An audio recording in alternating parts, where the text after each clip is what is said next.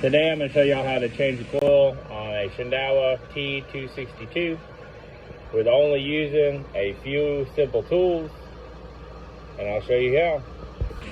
First, you're going to need your coil. Second, you need a T262, which is a Torx bit.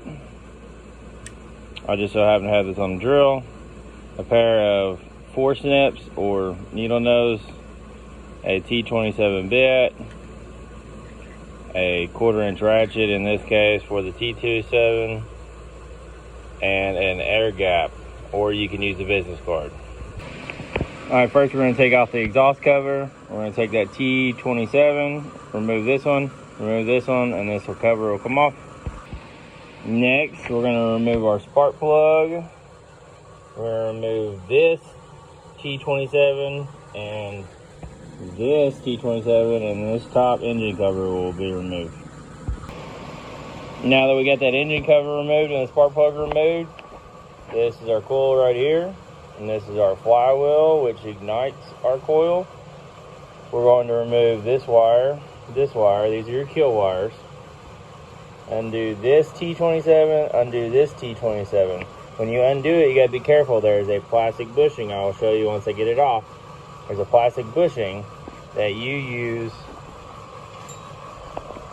these 4 snips. And I like to hold the bushing when you remove the screw so the bushing doesn't fall down into the flywheel. Now we got our first coil screw removed. You can now see the spacer which goes in between the coil and the cylinder. Next, we're going to remove the second one. Now, with both the spacers and both the screws removed, please note that this right here is your ground strap, and it is grounded through the bolt holes, so make sure that you keep up with your grounding strap. With our coil removed, we are going to spin our flywheel to line up our magnets. We're going to use our air gap tool or business card, slide it in between here, and then we're going to reinstall our coil. Note, the way that ignition coil works is the magnets here, as they spin, time when to ignite the coil to send power to your spark plug. This is what it looked like when we hand tighten and have our spacers back installed. With our air gap tool or business card here, we're going to tighten these down, and then we're going to reinstall our kill wire and our ground wire.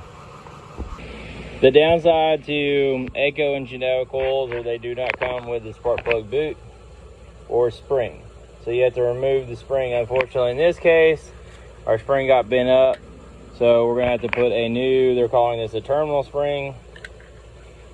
What happens is we're going to take this and we're going to crimp it into our ignition wire, and then we are going to take some fluid film, just a little bit, spray it into the terminal hole, and we're going to slide this over our ring terminal and our wire.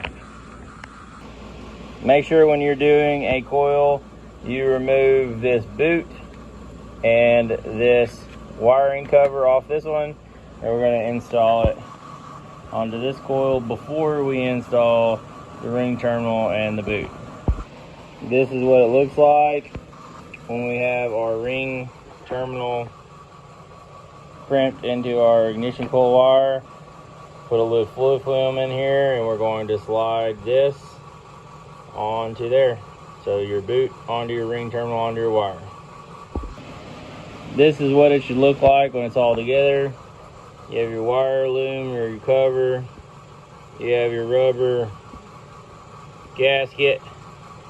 You get your boot with your ring terminal in the correct orientation. Then we're going to install our covers, our spark plugs, and we're going to test it.